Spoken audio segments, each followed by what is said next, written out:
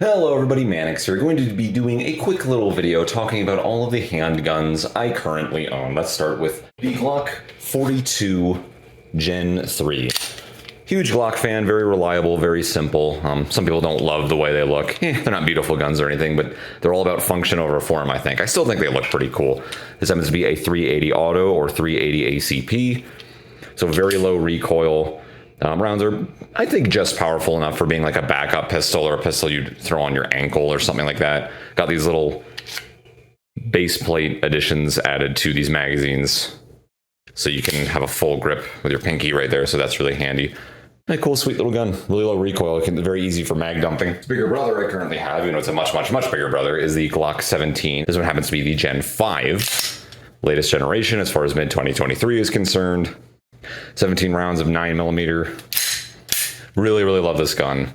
Very high capacity. 9mm is not the highest recoil round, and because you have so much of it, combined with a longer barrel, bigger, overall heavier gun, at least for 9mm anyway, it's a beast. You can plug a lot of rounds into a target very easily, and affordably too. Really love the Glocks. Last auto pistol I have here is a Rock Island Armory 1911A1. This one happens to be in the 10 mil. Love that fiber optic sight on there. It's just really cool looking. I got this one specifically. It took me a long time to decide on which one Rock Island made that I wanted, because I do love the M1911 style pistols. This one I ultimately went with because it's not very traditional looking. I like how it's almost kind of like a modernized M1911. It's just kind of cool. And of course, I like the 10mm rounds. Normally, the standard would be to go with the 45 ACP, but I just wanted something a little bit more powerful, something with a little bit more oomph to it, even with the same capacity. It's really sweet, cool gun. Very powerful because of those 10 mils, but because the gun's on the heavier side, it kind of helps absorb some of that recoil. So love that trigger on there too. It's great. The only problem I have with this gun is, again, like the issue I have with the Glocks is that they're basically just more reliable and more consistent than a lot of the guns out there for the same price range. You can get a Glock 20, which is also a 10 mil, with almost double the rounds this guy can take for even less of the weight for about the same price, maybe like 40 bucks more or something, but still not that much more expensive at all.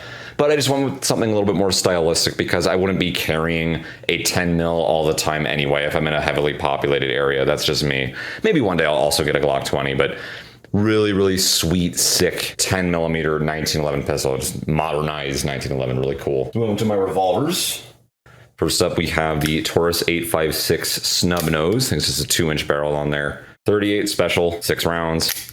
Hammerless. We have a concealed hammer. Technically, it's not hammerless. There is a hammer there. It's just you cannot move it with your thumb. The idea is that you can easily extract this out of a holster or however method you're carrying it without having to worry about it snagging up against anything and messing up your whole defensive situation. The idea is you pull it out, you can fire double action only, bang, close range, they're gone. Accuracy is okay, but for a snubby little pistol like this, you have to expect not the best accuracy. That's just how that goes. It's not a surprise. Really cool, simple, affordable pistol. I just keep this loaded with 38 special plus Ps. You'll be all set for a close range concealed handgun. Now our bigger Taurus revolver, same company.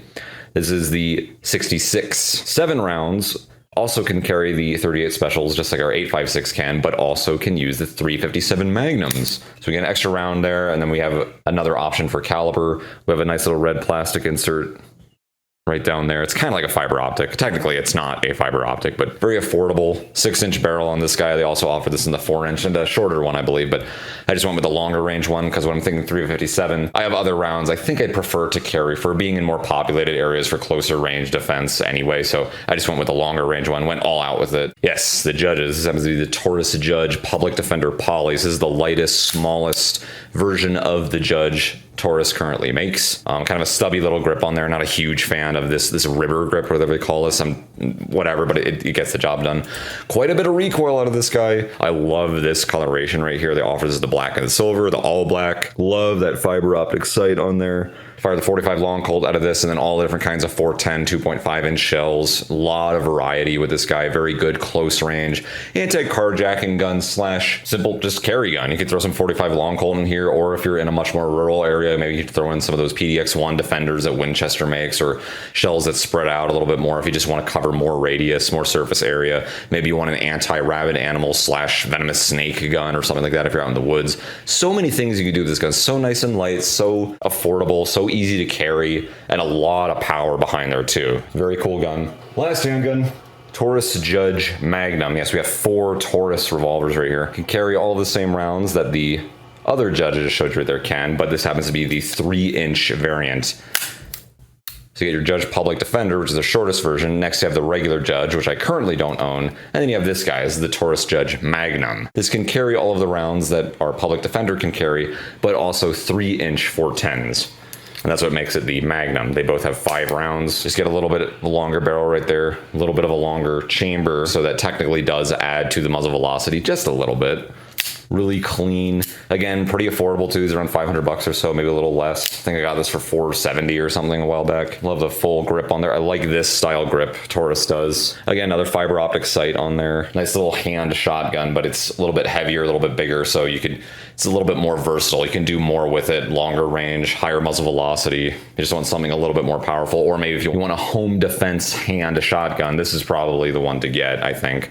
Unless you want to go all out and get the Raging Judge, but I have not seen one of those in a long time. Pretty rare handguns, but this is the next best thing, I think, the Taurus Judge Magnum.